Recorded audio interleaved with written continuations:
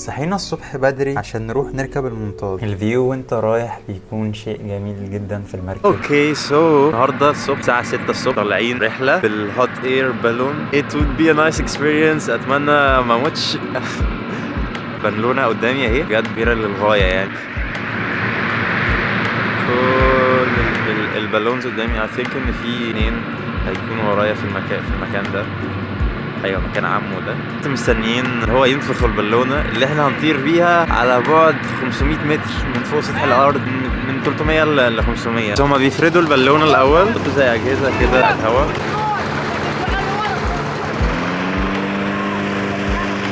اشرح لنا طبعا قواعد السلامه واشوفكم من فوق سطح الارض. المفروض ان هو نفخ البالونه ووصلها للحد الاقصى، والعربيه ديت بتشد القاعده بحيث ان البالون يتعدل. وهنا كان البالون اتعدل بالعربية وقال لنا يلا نركب عشان هو بيتحكم فيه بالنار بس والهواء، فكان لازم نركب بسرعة قبل ما يطير. منطاد في الواقع شكله أكبر بكتير جدا مما في الفيديو، فلازم تروح تجربه. هنا في اللحظة دي تحس بخوف جدا، لأن انت حرفيا الهواء بس هو اللي بيتحكم فيك، وانت قاعد تطلع في السماء ويزيد ارتفاعك والناس تبدأ تظهر لحد ما تبقاش شايفهم. ده المنظر فوق الخيال. هسيبكوا شوية مع المناظر الجميلة قوي دي.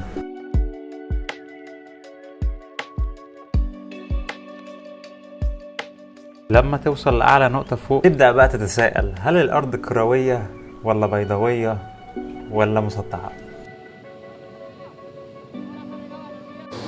وهنا كنا بننزل من البالون.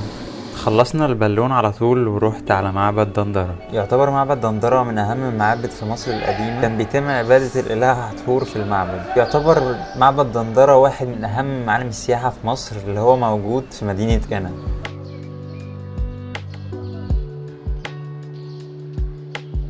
شيء متصدقش بصراحة.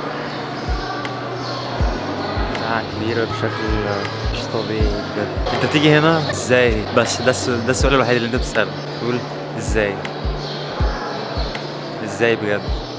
وانت طالع في المعبد هتلاقي كتابات على ايدك اليمين وايدك الشمال، وبجد هتنبهر انبهار كلي، لان انت مش هتصدق ان الحاجات دي معمولة من 7000 سنة ولسه موجودة لحد دلوقتي. وانت ماشي هتلاقي نصوص عن الاله حتحور اللي كانت بتتعبد في المعبد دوت، وعن برضو الفرعون المصري بطرس. وبرضو من المعروف ان كان في عديد من النصوص برضو اللي بتتناول العلاقات الدولية والتجارة بين مصر والدول الاخرى في الفترة دي.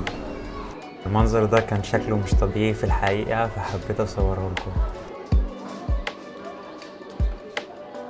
وبعدين رحنا لحجرة دفن الملك. هنا كنت بشوف المرشد بيقول ايه، وبعد كده هشرح لكم. بعد كده بيبدأوا عملية التعنيط، وبعد كده بيودوه للعالم الآخر، وده بالمناسبة اينوكيس. اوكي.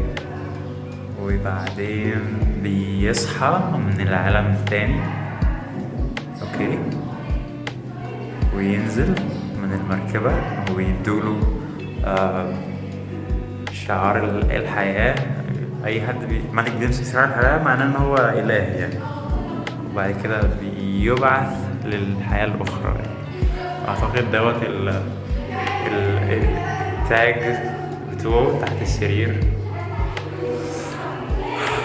بعد كده نزلنا حفرة الكهنة كانوا بيتعبدوا فيها زمان. هنا أنا وكريس نزلنا ومش فاهمين الناس ساكتة كده ليه، وكنا قاعدين نقول هي الناس ساكتة كده ليه، وحد قال لنا هوش، لحد ما في ست فهمتنا حاجة. قالت لنا إن المكان ده مليان طاقة بسبب الكهنة اللي كانوا بينزلوا يتعبدوا زمان، فأنت لازم تسكت وتغمض عينك وتحس بالطاقة الداخلية دي بتدخل جسمك. والناس بجد كانت في منتهى الغرابة. تعرفنا أنا وكريس اللي الست قالته لنا وسكتنا وغمضنا عينينا عشان الطاقة تدخل جوانا، وده اللي حصل معانا. Feel anything? No. يعني تخيل الست ديت كده وهي واقفة قدام الحيطة تلف مرة واحدة وتصرخ في وشي. أنا ممكن أعملها على روحي. كان رغم إن هو غريب وفي ناس غريبة، بس كانت الكتابات شكلها جميل قوي.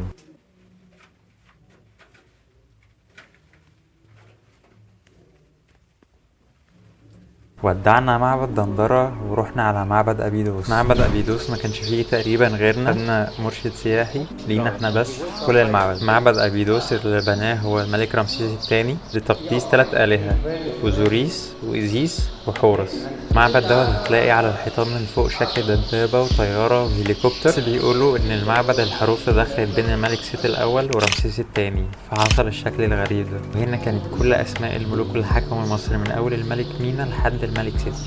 By the first cartouche of Mina and finished by the cartouche of Seti himself. We had 76 famous وصلنا معبد ابيدوس وبعد كده رحنا مطعم ناكل. واحنا قاعدين انضموا لينا اصحاب كريس هم من الصين فهعرفكم عليهم دلوقتي. Hello. 黄这个脸， هاي 看出来都没有快吃人。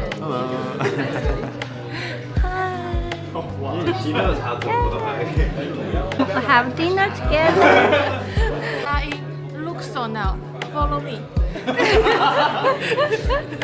بعد كده خلصنا اكل ورحنا على الهوستل عشان ننام. صباح الخير، جهزت الشنطة بنودع حاليا الغرفة اللي احنا قاعدين فيها. كانت رحلة عظيمة الأقصر وأسوان أو سمبل.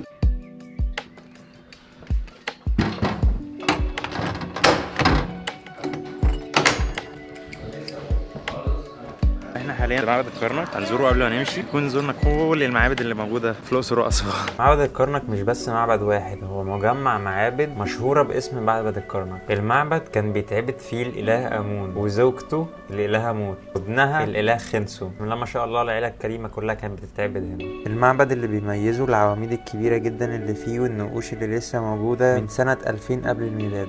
بجد المنظر خيالي بشكل لا تتصوره. الحته اللي ورايا ديت كان في بركه كده كانت موجوده في المعبد، لان المعبد ده كله اصلا كان ميه، في زي مرسى كده. كل المنطقه ديت كانت محيطه بنهر النيل. ولو انتم ملاحظين هتلاقوا في زي سلم كان موجود زمان برضه. احنا بنلف حوالين البتاع ده عشان انرجي اي جاس ياخدوا منه انرجي. ودي برضو حاجة من الحاجات الغريبة في الأقصر، هما بيلفوا حوالين ضفدعة ومعتبرين ان الضفدعة ديت هتديهم طاقة وحظ في المستقبل. ودي كانت نهاية رحلتنا في معبد الكرنك. اوكي خلاص كده خلصنا معبد الكرنك وحاليا متوجهين على الهوستل نجيب الشنط. نوصل كريس ان هو الباص بتاعه قبلها بساعة. خدنا فراري. تسألونيش ليه، بس انا سألت الراجل هو انتوا بتسوقوا الحنطور برخصة ولا عادي كده؟ طلع الحنطور ليهم رخصة يا جماعة. الراجل اداني رخصته عادي. وصلنا كريس وكان الوقت ان احنا نمشي. ودي للأسف نهاية الفلوج. ما تنساش تعمل لايك وسبسكرايب للفيديو عشان تشوف مغامراتنا اللي جاية. كان معاكم زين، سلام.